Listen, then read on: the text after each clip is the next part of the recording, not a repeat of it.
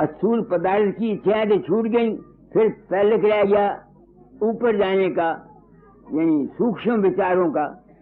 जिस तरह से समुद्र में से सूरज पानी खींच के पाप की सूरत में ऊपर ले जाके बादल बना देता है, और वो जब बादल टकरते हैं तो वहां से बिजली चमकती है और गरजती है। ऐसे ही जब हम त्रिकुटी में जहाँ में हाथ अभ्यास करते हैं, तो जब गुरु की मूर्त प्रकट हो जाती है तो वहाँ बादल गरजते हैं। कोई बम बम कह देता है, कोई शिवोम कह देता है, कोई उसको वागुरु कह देता है, उसका कोई नाम नहीं। वो आवाज को, उसकी शक्ल को बयान करने के लिए मुख्तलिफ लफ्ज बयान किए गए हैं। समझ गए मेरी बात को? मैंने क्या तुम लोगों से कहा? तो जब वहां आदमी जाता है तो लाल रंग का सूरज प्रकट होता है। क्यों लाल रंग क्यों होता है? अगर मैं किसी चीज को जोर से पकड़ूं तो मेरे मुंह में लाली आएगी कि नहीं आएगी? तो जब तुम मूर्त बनाते हो, मूर्त का बनाना आसान नहीं है। अपने अंतर में मूर्त का बनाना आसान नहीं है। तो जब तुम जोर लगाते हो तो जो बारीक बारीक नाड़ियां हैं, इसमें से लाली नजर आती है। जिस तरह से जहां जोर लगाने से मेरे मुंह पर लाली आ गई, ऐसे तुम्हारे मन के अंदर लाली होती है। इस मुकाम का नाम है ऊ। आ ऊ मां। तुम्हारे मन के अंदर ख्याल पैदा होता है, ठहरता है, फिर वो खत्म हो जाता है। वो तीनों जब इकट्ठे हो जाते हैं, तीनों के इकट्ठे करने का नाम है त्रिकुटी। इसमें क्या होता है? इंसान की बुद्धि और विवेक बढ़ जाती है। जो आदमी यहाँ अभ्यास करता है उसका विज्ञान बढ़ जाता है।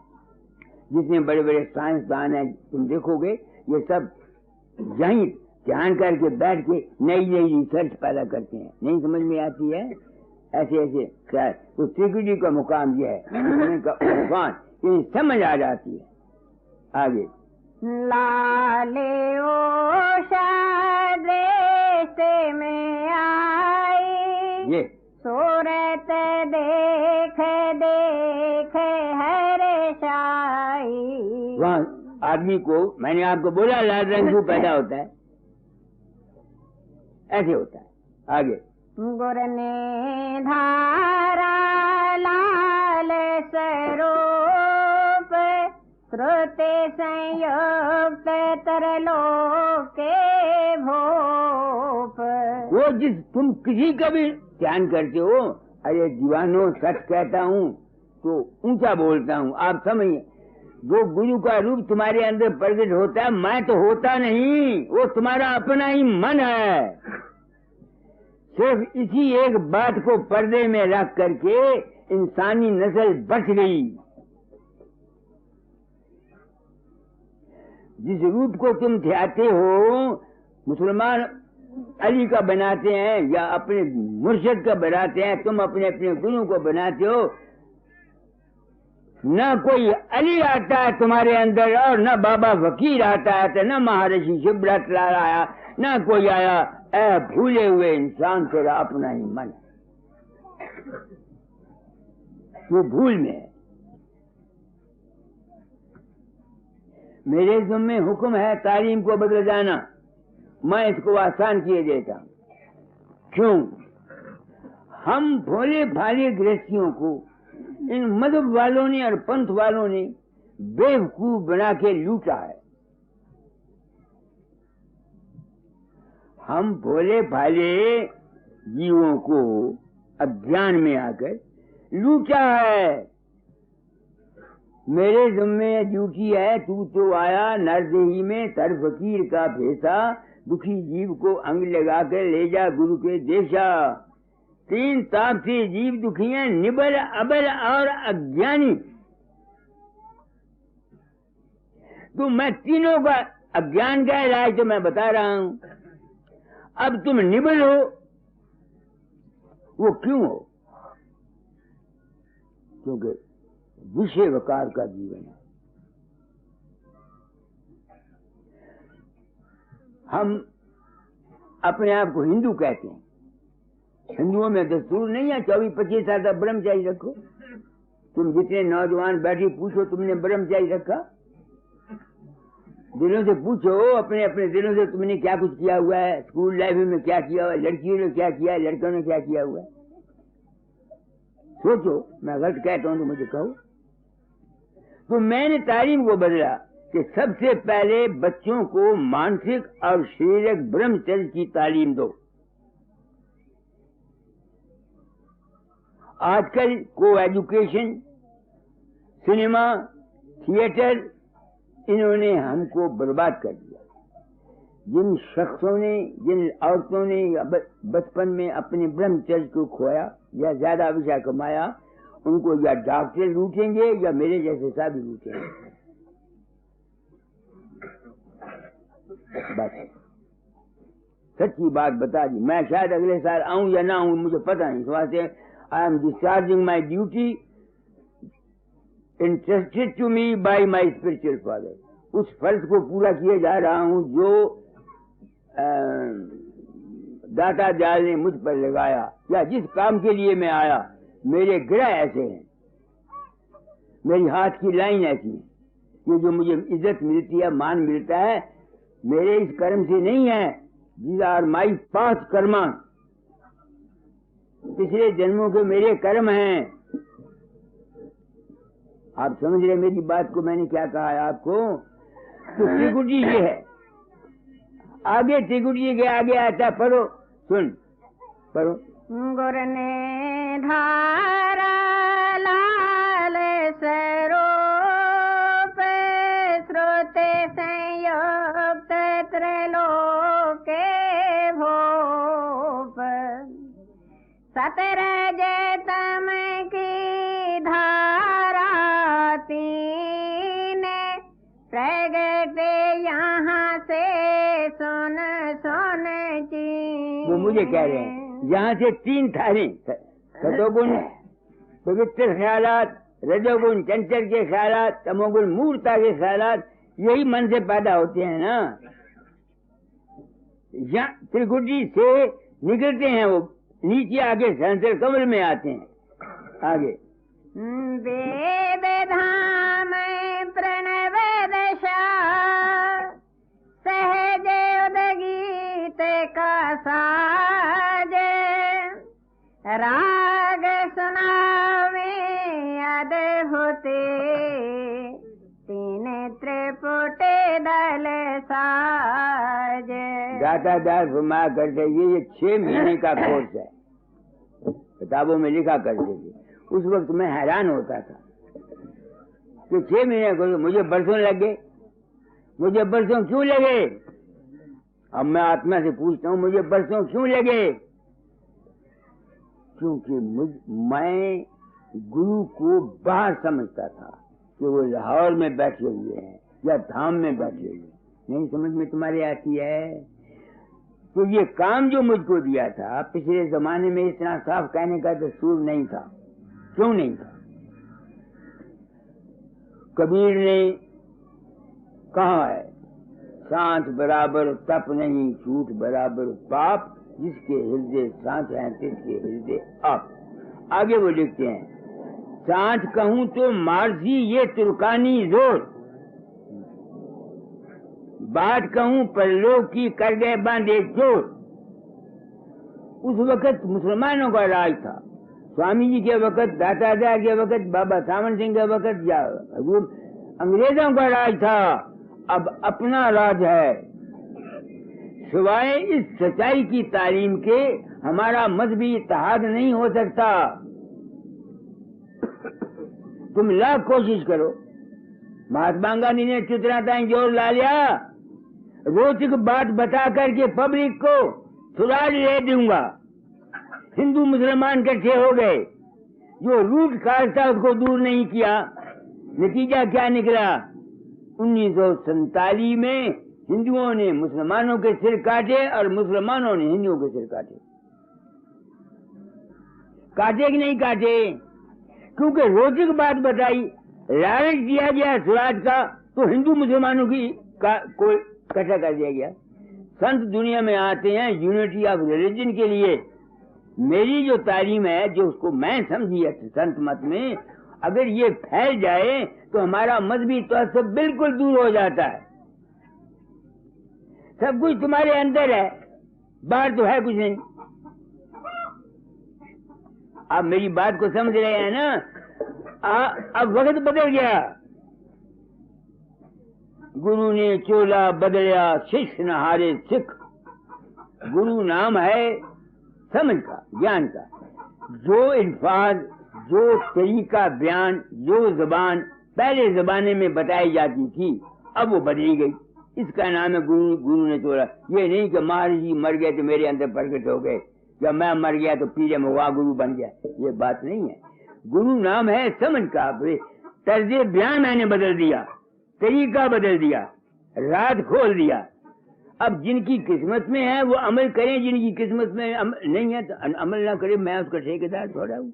आगे गुरु से भेद पाए चले आगे, सुरत प्रेम के रस में पागे। जब अंदर चलोगे तो किसी इष्ट होगा ना। मुझे राम का इष्ट था, मैं राम को गुरु के रूप में मानता था। तो जब इंसान स्थिति से आगे चला जाता है, फिर उसको द्वैत आ जाती है। पहले तीन के मिसाल देता हूँ। तुम शादी पर जाते हो, ब्याह कराते हो, क्या करते हो? घोड़े ले जाते हो, जेवर ले जाते हो, बाजा ले जाते हो, ले जाते। और फिर औरत तुम्हारे सामने आ जाती है, तुम उसको देखते हो। एक तुम होते हो, एक औरत होती है, एक उसमें लगन होती है। ये मिसाल दे रहा हूं आपको। जब मिल जाती हैं दोनों, तो जो प्रेम होता है वो निकल जाता है, बाकी द्वेष रह जाता है। ऐसे ही गुरु के रूप के साथ प्रेम करने वाला जब आगे चलता है तो गुरु रूप उसके सामने आ जाता है। नहीं समझ में आती है? फिर उसको ज्यादा मेहनत करके गुरु के रूप को बनाने की जरूरत नहीं होती। ये है प्रेम, द्वैत भाव। शून्य में द्वैत भाव है। आगे सुनने से खरे जड़े ध्यान लगावे, यहाँ द्वैत पद रूप देखा। दो होते, एक मैं, एक इंसान का अपना, एक उसका जिसके साथ वो प्रेम, जिस रूप में उसको मालिक का कोई रूप नहीं। तुम जिस रूप में उसको मानोगे उसी रूप में तुम्हारी मदद होगी। तुम समझते हो कि नहीं? तुम जिस रूप में उसको मानोगे तुम्हारी मदद उसी रूप में होगी। निर्गुण मानने वालों को निर्गुण के रूप में मदद होगी, सरगुण मानने वाले में सरगुण के रूप में। ये तजर्बा मुझको तुम लोगों से मिला। फिर मैं तो कहीं जाता नहीं, ना मुझे पता होता है। लोग मेरे रूप में उसको देखते हैं और उनके काम हो जाते, मेरे ना ही हो। मैं हैरान होता हूँ, मेरी तो अकड़ चक्कर खा गई। थोड़े दिनों एक आदमी मुझे मिला, बाबा जी आप दवाई खाते हैं? मैं बीमार बूढ़ा आदमी दवाई खाता रहता हूँ। हम तो नहीं खाते। क्या करते हो? जब बीमार होते हैं आपको याद करते हैं, आप प्रगट हो जाते हैं, दवाई बता देते हैं, हम बाजार से जाते हैं, ले आते हैं, राजी हो जाते हैं। और मेरी तो अकड़ चक्कर खा गई। मेरी अपनी अकल चक्कर खा गई। मैं हूं बीतराग पुरुष। वो अभी 100% नहीं हो सका। बीतराग कहते हैं जिसको किसी चीज से अटैचमेंट ना हो, दौलत, इज्जत, मान, मोह ये ना हो। और फिर बीतराग वो होता है जिसको गुरु रूप के साथ भी अटैचमेंट नहीं रहती ना, वो अपने आप में आप रहता है। ऐसे शख्स को परम संत कहते हैं। मैं वहां हर वक्त रह नहीं सकता, सच्ची बात आपको बोलता हूं, गिर जाता हूं। रास्ते का मुझे मालूम है। सेल्फ अपना अपने ही आप में कायम हो जाता है। वहां उसको ये पता नहीं होता, ना खुदा याद होता है, ना राम याद आता है, ना गुरु याद है। ये आखिरी मंजिल है। और यही मुझे दाता ने कहा था, क्योंकि कुतुब बन के रहना। मुझे हुक्म दिया था, कुतुब सितारा होता है, ध्रुव तारा, वो अपनी जगह से नहीं हिलता। यानी अपने आप में रहना, किसी और के पीछे ना जाना। तो मैं तो दादा के पीछे लगा हुआ था, तो वो मेरा द्वैत जाता नहीं था। इतना साफ कहने का पहले दस्तूर नहीं था। तो जब मैं उनके साथ प्रेम करते, तू अभी कार मत में कैसे निकलूंगा, मेरा हुक्म मानता चल। ये हुक्म था जो दिया। आप लोगों ने मेरी आंखें खोल दी, आप लोगों ने मेरी आंखें खोल दी। मैं आप लोगों की आंखें खोलना चाहता हूं, मगर आप लोग आंखें खुलवाने के लिए नहीं आए हैं। आप लोग आंखें खुलवाने के लिए नहीं आए हैं, और ना ही आपको आंखें खुलनी चाहिए। दुनियादारों के लिए ये संत मत की तालीम जहर है। बिल्कुल सच्ची बात कहता हूं, कोई लगावड़ी पेड़ी कोई बात नहीं। आप दुनियादार हैं, दुनियादार हो तो उसमें सिर्फ एक रखो, एक ही मान लो, एक का सहारा पकड़ो, मगर फिर सहारे को बदलो मत, तुम्हारी दुनिया बन जाएगी। आप समझे, संतों का मार्ग तो निवृत्ति मार्ग का है कि मुर्गे आदमी ना जमे। आप सबको इस बात की जरूरत है क्या मुर्गे ना जमे? तो इस बात से ये संत मत, ऐसे ही जो ओम की बिंदु है वो क्या है, जहां हमारा मन सब कुछ भूल जाता है। इसके आगे फिर रूहानियत शुरू होती है, उसकी आपको जरूरत नहीं, और न मैं आगे बयान करना चाहता हूं। अब दुनिया की बातें तुमको बता देता हूं। ख्याल में तुम्हारी बड़ी ताकत है, तुम्हारे ख्याल में बड़ी ताकत है। इसका सबूत, तुम रात को सो जाते हो, तुम्हें गुस्सा आता है, किसी को मुक्का मारते हो, तुम्हारा हाथ हिलता है कि नहीं हिलता? रात को सपने में तुमको डर लगता है, सांप काटता है, चोर आता है, तो बड़बड़ाती हो कि नहीं बड़बड़ाती? तुम्हारी जुबान हिलती है। तुम मर्द हो औरतों का मुझे पता नहीं, तुम सपने में एक औरत बना लेते हो, उससे तुम भोग करते हो, तुम्हारा बीड़ी निकल जाता है कि नहीं निकल जाता? तो जो सपने का ख्याल है वो तुम्हारे अपने बस में नहीं है। है नहीं ना, मगर उसका भी असर तुम्हारे जिस्म पर होता है। तो जागते हुए जो तुम हर वक्त किसी की दुश्मनी, किसी के साथ द्रोह, किसी के साथ वैर, किसी के साथ हेरा फेरी, 420 धोखा, किसी की बुराई करते हैं, उसका असर तुम्हारे जिस्म पर क्यों ना होगा? या मजहब का सवाल ही कोई नहीं। हिंदू होगा, मुसलमान होगा, चूड़ा होगा, चुमार होगा, बामन होगा, नाई हो, कोई भी हो, सबके लिए एक ही असूल है। इस वास्ते वेद मार्ग में लिखा हुआ शिव संकल्पम अस्तु।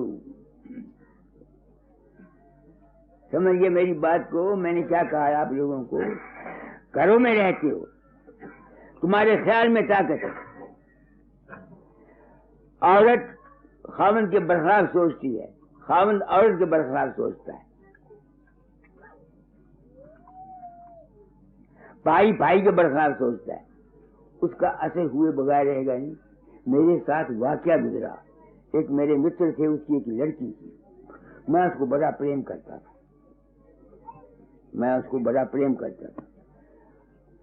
तो उसको मैं लक्ष्मी लक्ष्मी कहा करता था। उसकी शादी पर मैं गया, अपनी गरीबी के सीधे से 100-150 रुपए का सामान भी दिया। उसकी शादी के 5 साल के बाद उसका खावंद मर गया।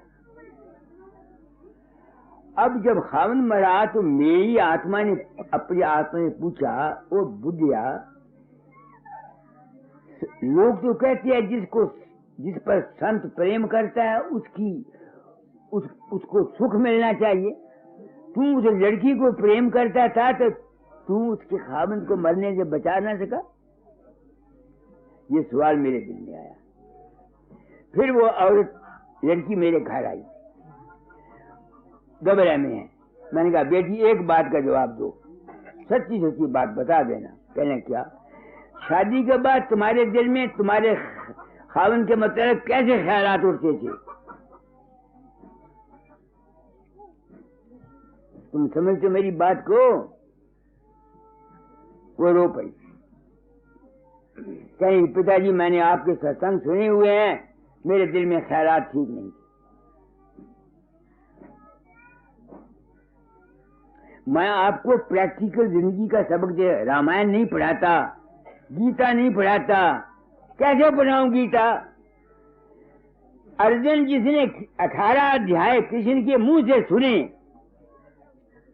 भागवत कहता है वो सारे के सारे नरक में गए।